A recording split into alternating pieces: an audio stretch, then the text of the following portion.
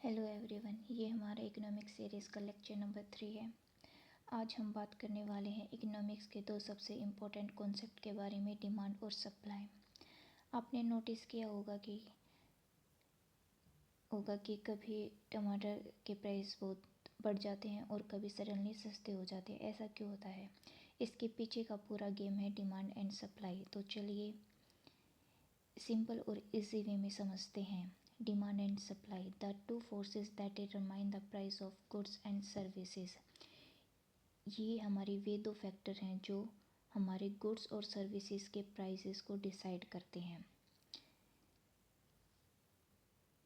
सबसे पहले बात करते हैं डिमांड की। डिमांड का मतलब क्या होता है? डिमांड का मतलब होता है कितनी क्वांटिटी में लोग किसी प्रोडक्ट को खरीदना चाहते हैं और खरीद सकते हैं डिफरेंट प्राइसेस पर।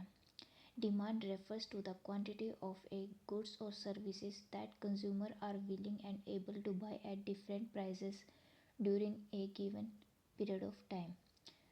जो हमारे कंज्यूमर्स हैं वो कितना प्रोडक्ट खरीद सकते हैं और कितना खरीदना चाहते हैं, ये हमारी क्या बताती है? डिमांड। सिंपल वर्ड्स में अगर लोग किसी चीज़ को ज़्यादा पसंद करते हैं तो उसकी डिमांड बढ़ जाती है। मान लो नया फ़ोन लॉन्च हुआ है, सब लोग उसको ख़रीदना चाहते हैं तो उस फ़ोन की डिमांड हाई हो जाएगी। इकोनॉमिक्स के अकॉर्डिंग जब प्राइस बढ़ता है तो डिमांड कम हो जाती है, और जब प्राइस डिक्रीज़ होता है तो हमारी डिमांड ऑटोमेटिक इंक्रीज़ हो जाती है। The law of demand states that when price increase, demand decrease, and when price decrease, quantity demand decreases।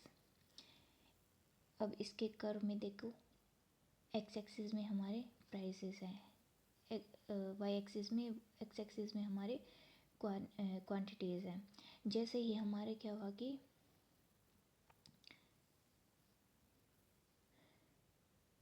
क्या है कि हमारी जो प्राइस है वो क्या है? कम है, तो हमारी इसकी डिमांड कितनी है? ज़्यादा है। जैसे ही हमारे प्राइस और बढ़ गए तो क्या हुआ? हमारी डिमांड और कम हो गई।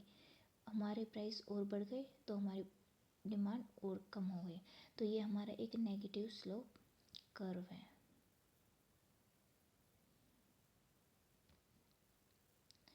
ये इसमें क्या होता था कि जो हमारे प्राइसेस हैं वो हमारे इन्वर्सली प्रोपोर्शनल है क्वांटिटी ऑफ डिमांड के।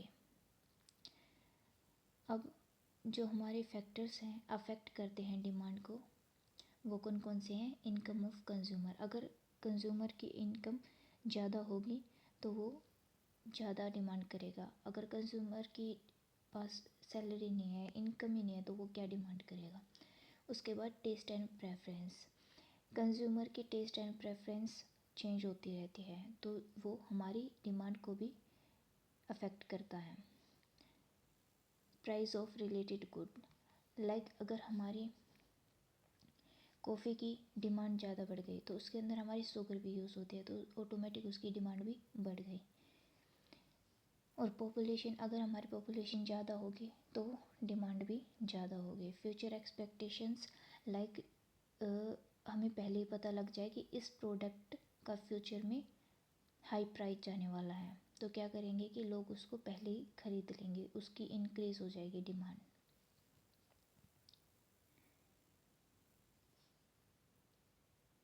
अब बात करते हैं सप्लाई की। सप्लाई का मतलब होता है प्रोड्यूसर मार्केट में कितना प्रोडक्ट बेचने के लिए रेडी है। Supply refers to the quantity of a goods and services that a producer are willing and able to offer for sale at a different prices। मतलब जो सप्लायर है वो कितना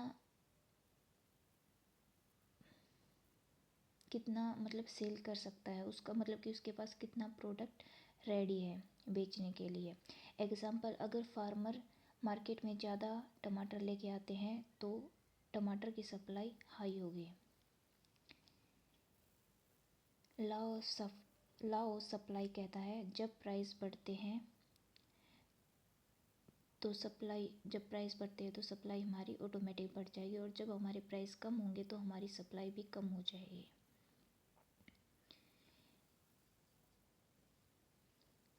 When prices increase, quantity supplied increase, and when price decrease, quantity supply decrease. हमारे price इतना हमारा price है तो हमारी इतनी क्वांटिटी, जैसे हमारा प्राइस इंक्रीज़ हुआ हमारी जो सप्लाई की क्वांटिटी है वो इंक्रीज़ हो गई। ये हमारा फॉरवर्ड स्लोप बनेगा, upward supply curve slope upward from the left to right. इसको फैक्टर्स कौन कौन से अफेक्ट करते हैं सप्लाई को? Cost of production. अगर हमारे कॉस्ट ऑफ प्रोडक्शन में मतलब कि हाई कॉस्ट हो जाएगी प्रोडक्शन करने के लिए, तो क्या हो गया, हमारी जो सप्लाई है वो ऑटोमेटिक लो हो जाएगी।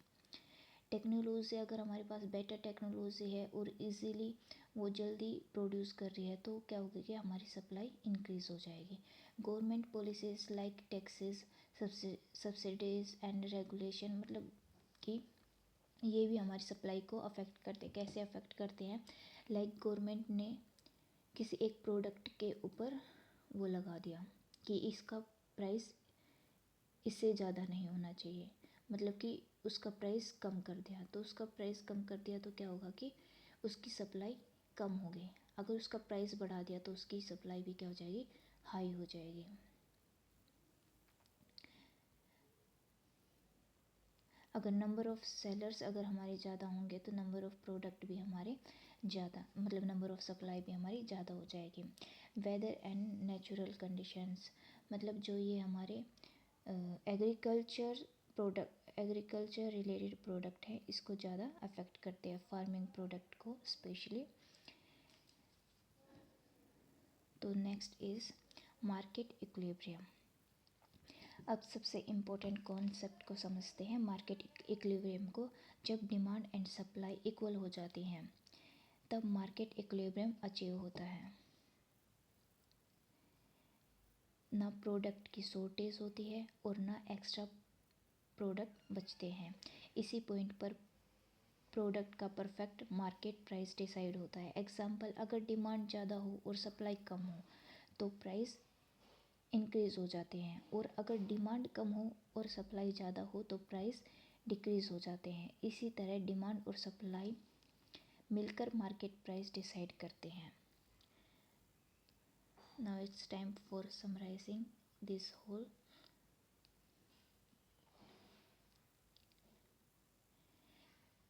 डिमांड में हमने क्या पढ़ा कि डिमांड कौन करता है, जो उसको कंज्यूम कर रहा है, कंज्यूमर उसको डिमांड करता है, ठीक है। और जो ये हमारे, अगर हमारा प्राइस इंक्रीज़ हो रहा है तो हमारी क्या होगी, डिमांड डिक्रीज़ हो जाएगी। अगर हमारा प्राइस डिक्रीज़ हो रहा है तो हमारी डिमांड ऑटोमेटिक इंक्रीज़ हो जाएगी। और जो सप्लाई है वो हमारा क्या बोलता है, सप्लाई क्या है कि जो हमारा जो प्रोड्यूसर है वो कितना प्रोडक्ट बेचने के लिए तैयार है, प्रोड्यूसर से रिलेटेड है। तो इसमें क्या है कि सप्लाई प्राइस अगर हमारे ज़्यादा होंगे तो हमारी सप्लाई क्या होगी, ज़्यादा होगी। अगर हमारे प्राइस कम होंगे तो हमारी सप्लाई भी कम होगी। अगर हम इसके कर्व को देखें तो यहाँ पे हमारा प्राइस है, इस एक्सिस पर ये हमारा क्वांटिटी। तो प्राइस जैसे जैसे बढ़ेगा वैसे वैसे क्या होगी कि हमारी डिमांड कम होगी, ये हमारा होगा नेगेटिव स्लोप। और जो हमारा सप्लाई कर्व है वो क्या होगा कि हमारा इंक्रीज़ होगा, प्राइस के साथ में हमारी सप्लाई क्या होगी, इंक्रीज़ होगी। तो जो ये पॉइंट है जिस पे ये मीट कर रहे हैं दोनों, ये पॉइंट हमारा क्या शो करता है, इक्विलिब्रियम, मार्केट इक्विलिब्रियम। तो जो हमारे प्रोडक्ट और गुड्स के प्राइसेस हैं वो इसी इक्विलिब्रियम पे डिसाइड होते हैं।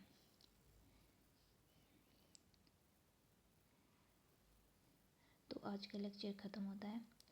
आज हमने क्या पढ़ा, demand, supply, law of supply, law of demand and its market equilibrium. अगर आपको वीडियो अच्छी लगी हो तो लाइक करें एंड सब्सक्राइब करें एंड अपने दोस्तों को इस वीडियो को शेयर करें। Thank you.